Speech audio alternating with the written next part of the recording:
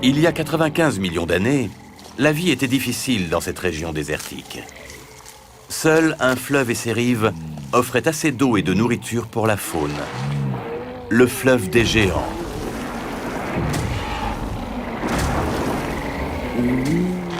Voici un paralititan, le titan du littoral. Un mastodonte de 45 tonnes qui surpasse tous les autres.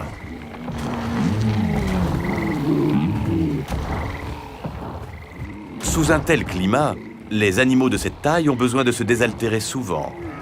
Les paralititans se tiennent toujours près de l'eau.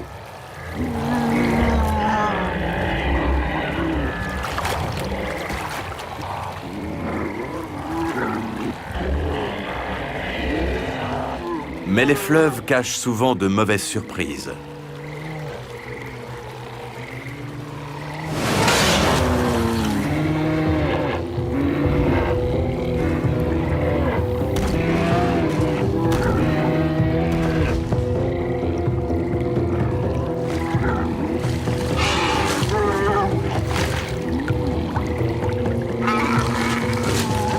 Ce jeune s'est embourbé sur la berge.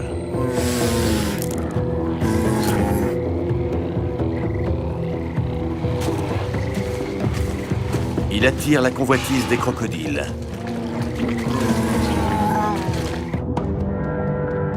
Mais il y a bien pire dans les méandres du fleuve.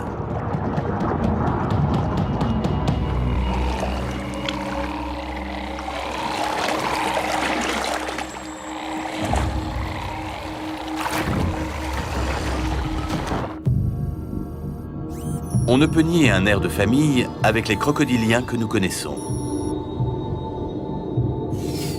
Si ce n'est qu'il fait le double des crocodiles actuels.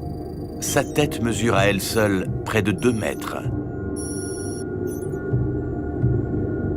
C'est un Sarcosuchus.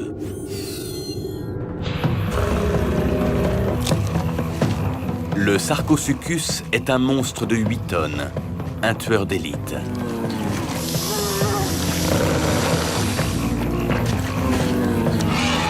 On imagine la puissance qu'il lui faut pour attaquer ne serait-ce qu'un jeune paralititan et l'entraîner au fond de l'eau pour le noyer.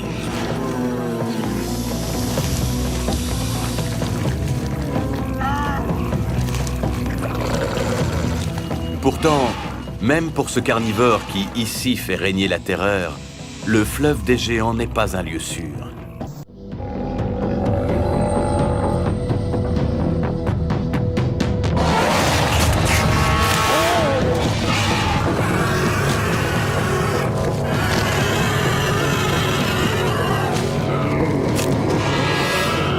Si ce jeune paralititan échappe au crocodile monstrueux, ce sera hélas pour tomber dans la gueule d'un autre tueur. Sur les rives du fleuve des géants, rôde ce super prédateur, le Carcharodontosaure. Un opportuniste, toujours à l'affût de la proie facile, l'individu affaibli, jeune ou blessé. Ce paralititan est tout cela à la fois.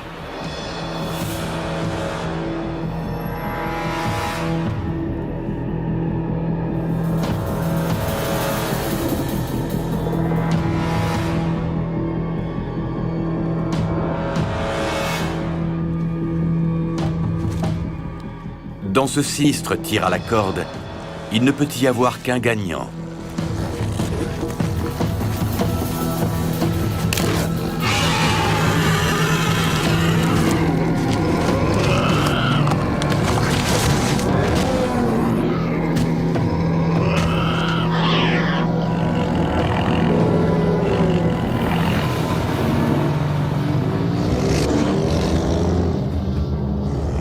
Tout n'est pas joué.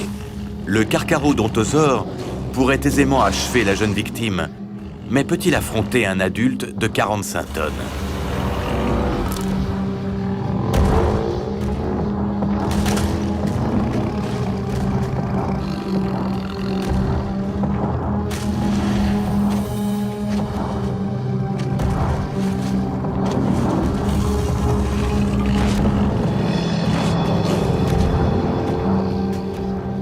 Le jeune a pu s'esquiver, gravement blessé, mais vivant.